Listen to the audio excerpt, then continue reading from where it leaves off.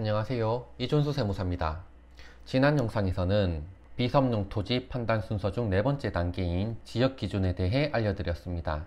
이번 영상에서는 비섬용 토지 판단 순서 중 다섯 번째 단계인 면적 또는 가액 기준에 대해 알려드리도록 하겠습니다. 토지의 정상적이고 효율적인 이용을 유도하기 위해서 과소로 이용되고 있는 토지에 대해서는 비섬용 토지로 봅니다. 이 면적 또는 가액 기준은 지목별로 적용하는데 모든 지목에 대해 면적 또는 가액 기준을 적용하는 게 아니라 일부 지목에 대해서만 면적 또는 가액 기준을 적용합니다. 따라서 각 지목별로 면적 또는 가액 기준이 적용되는지 적용되지 않는지, 그리고 적용된다면 어떻게 적용되는지에 대해서 한번 알아보도록 하겠습니다. 먼저 농지, 임야, 그리고 목장용지에 대해서 살펴보도록 하겠습니다. 모든 농지, 그리고 모든 임야는 면적 또는 가액 기준을 적용하지 않습니다. 그리고 목장용지는 원칙적으로 면적 기준이 적용되지만 예외적으로 사업용 사용의제 규정이 적용되는 목장용지에 있어서는 면적 기준이 적용되지 않습니다.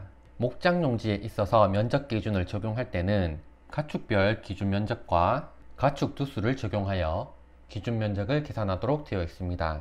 목장용지를 양도하는 경우를 잘 볼 일이 없으니 혹시나 필요하신 분이 있으면 소득세법, 시행령, 별표 1의 3의 내용을 참고하시면 되겠습니다. 계속해서 주택부속토지, 별장부속토지, 그리고 기타 토지에 대해서도 알아보도록 하겠습니다. 모든 주택용 토지에 대해서는 면적 기준이 적용됩니다. 주택부속토지에 대해 면적 기준을 적용할 때는 주택의 정착 면적에 지역별 적용 배율을 곱하여 산정한 기준 면적 내의 토지는 사업용 토지에 해당되지만 기준 면적을 초과한 토지는 비사업용 토지에 해당합니다. 모든 별장 부속 토지는 그 전체를 비사업용 토지로 봅니다. 따라서 사실상 별장 부속 토지는 무조건 비사업용 토지인 것이죠. 여기서 별장 부속 토지의 경계가 불분명한 경우 별장 건축물 바닥 면적의 10배에 해당하는 면적을 별장 부속 토지로 봅니다.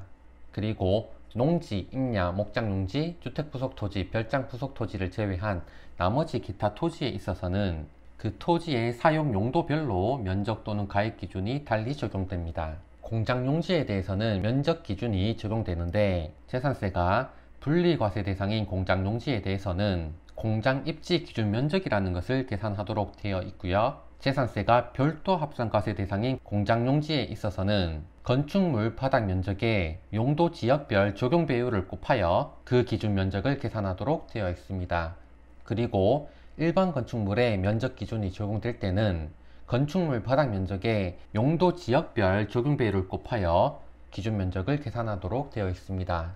그리고 기타 토지 중에 사업 또는 거주와 직접 관련이 있다고 인정할 만한 상당한 이유가 있는 토지의 경우에는 사업용 사용의제 규정이 적용되어 사용 기준을 충족한 것으로 보죠. 그 사업용 사용의제가 적용되는 기타 토지는 그 사용 용도에 따라 면적 기준이 적용될 수도 있고 가액 기준이 적용될 수도 있습니다. 면적 기준 그리고 가액 기준이 적용될 때 그 사용 용도별로 그 기준을 달리 정하고 있기 때문에 이 내용은 나중에 기회가 된다면 다른 영상에서 한번 알려드리도록 하겠습니다. 이번 영상에서는 면적 기준 그리고 가액 기준이 적용될 때 어떠한 차이점이 있는지에 대해서만 한번 알아보도록 하겠습니다. 먼저 면적 기준이 적용될 때에는 그 기준 면적을 계산하여 기준 면적을 초과한 토지는 비사업용 토지로 보는데 여기서 유의할 점은 기준 면적을 초과하는 토지 면적에 대해서만 비사업용 토지로 본다는 것입니다. 그리고 기준 면적 이내라 하더라도 나머지 기간 기준을 충족하여야 비로소 사업용 토지가 되는 것이고 기간 기준을 충족하지 못하였다면 비사업용 토지가 되는 것이죠.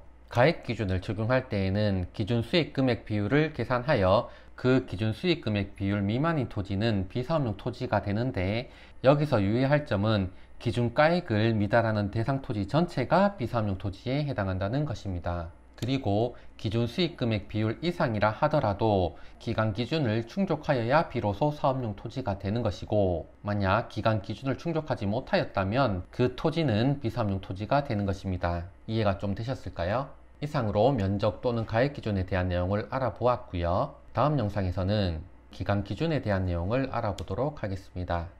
감사합니다.